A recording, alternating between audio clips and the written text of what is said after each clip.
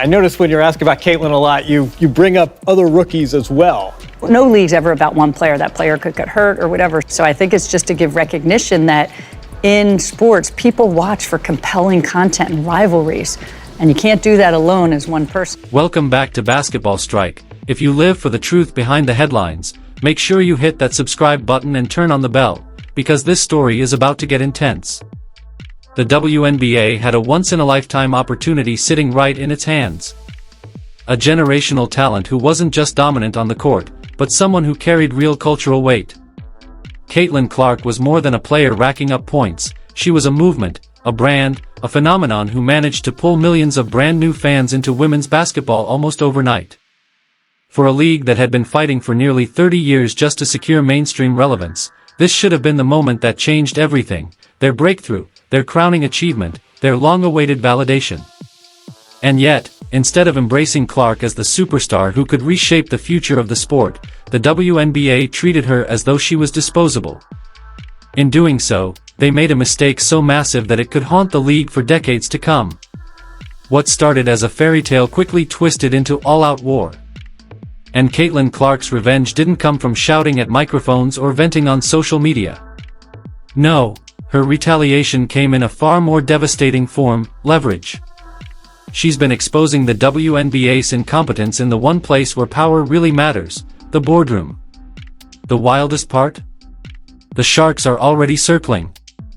Rival leagues, billionaire investors, and even celebrities from outside the sports world have recognized what the WNBA stubbornly refuses to admit: Caitlin Clark has grown bigger than the league itself.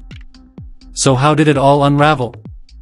How did the WNBA mishandle the most electrifying athlete in years so badly that her rookie and sophomore campaigns have been defined less by triumph and more by betrayal? Stick with me, because once you see the numbers, the disrespect, and the outside offers already flooding in, you'll realize this wasn't just poor management. This was malpractice. This was the kind of catastrophic mistake that ends up in the history books. When Clark first stormed onto the national stage, it didn't feel like a typical top draft pick entering the league. It felt like a cultural shift. From the moment she lit up college defenses, she wasn't just breaking records, she was redefining what women's sports could mean in America. Every game she played turned into an event. Ratings exploded. Her highlights spread across the internet like wildfire.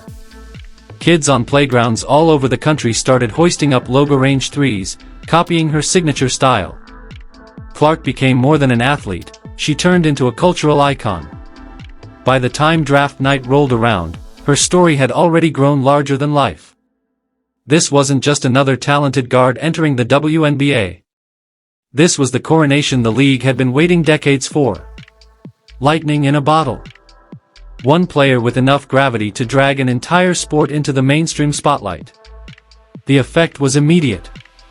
Indiana Fever tickets vanished in hours. Resale prices tripled overnight. Entire arenas filled to the brim, packed with fans, many of them attending their very first WNBA game simply because Caitlin Clark was on the floor. She was instant box office.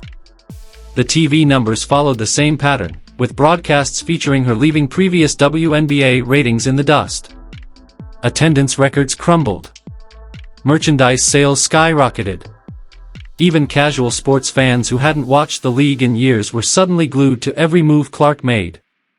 In just a few months, she accomplished what more than 2 decades of marketing campaigns, rebrands, and corporate slogans had failed to do. She made the WNBA relevant. This should have been the start of a golden era. But the dream that looked so perfect from the outside quickly soured behind the scenes.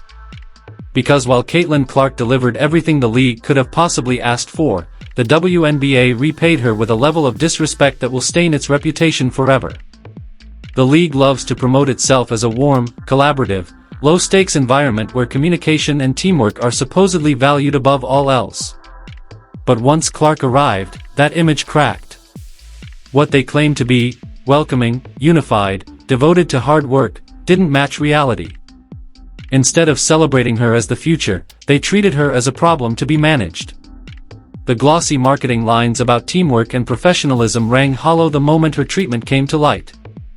Now let's talk numbers, because the data makes the betrayal impossible to ignore. Clark's Indiana Fever didn't just boost attendance, they shattered history. By season's end, the Fever had drawn over 200,000 fans through the turnstiles. That's not just impressive, it's a seismic, league-altering number, higher than any team had ever reached before. 200,000 bodies in seats isn't growth, it's a revolution. And it didn't stop there. National broadcast viewership spiked by 21%. Think about that. For a league that had been begging for attention for nearly 3 decades, this wasn't gradual improvement, it was survival. Clark turned herself into a walking economic engine. Every time she suited up, arenas swelled, merchandise flew off the shelves, and television ratings surged. She wasn't just another player, she was the heartbeat keeping the entire league alive. And the wildest part? This was only her rookie season. She hadn't even scratched the surface of her prime. Pause for a second and consider just how long the WNBA had been searching for this moment. For almost 30 years, the league tried everything: new logos, new slogans, rebrands, corporate partnerships, you name it. None of it worked. Then Caitlin Clark showed up, and suddenly the impossible became reality.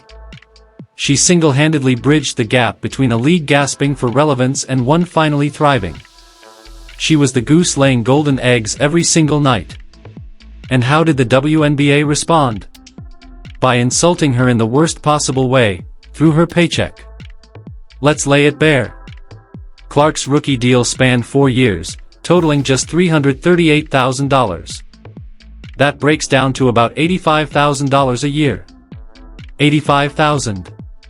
That's less than what many mid-level managers earn at tech companies. Less than what plenty of assistant coaches in men's basketball make. And yet this was supposed to be the salary for the one player literally keeping the league afloat. It was an insult written in black and white. Now stack that against the NBA. A number 1 overall draft pick on the men's side signs a rookie contract worth around $55 million over 4 years. That's not a typo. $55 million versus $338,000. That's not a pay gap, it's a canyon. Clark wasn't just being underpaid, she was being devalued. Do the math, and you'll see she made 162 times less than her male counterpart. Not 10% less. Not half as much. 162 times less. That isn't a pay difference, it's a statement. It told the world loud and clear, we don't value her. And once that level of disrespect became public, the ripple effect was devastating. Because when a league devalues its own brightest star, it sends an even darker message. It tells opponents, she's not special. She's not protected. She's just another rookie. That's when the disrespect leapt off the contract page and onto the hardwood. For years, the WNBA had fought to earn respect for women's basketball. And yet here they were, treating it like a junior high school playground, petty, juvenile, and filled with jealous antics.